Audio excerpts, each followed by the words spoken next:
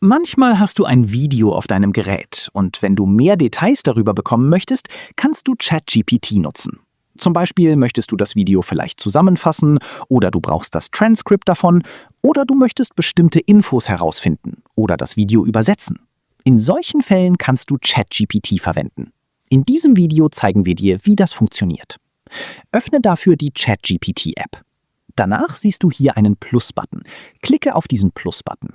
Und hier findest du die Option Fotos. Klicke darauf. Danach siehst du die Option Fotos oder Videos hochzuladen. Zum Beispiel lade ich dieses Video hoch.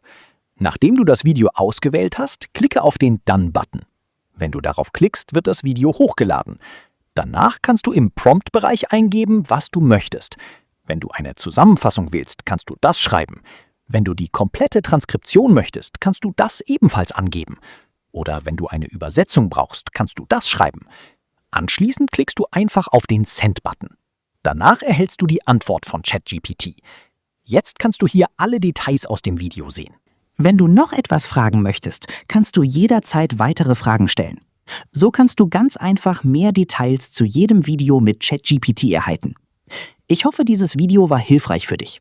Wenn es dir geholfen hat, denk an ein Abo. Bis zum nächsten Video.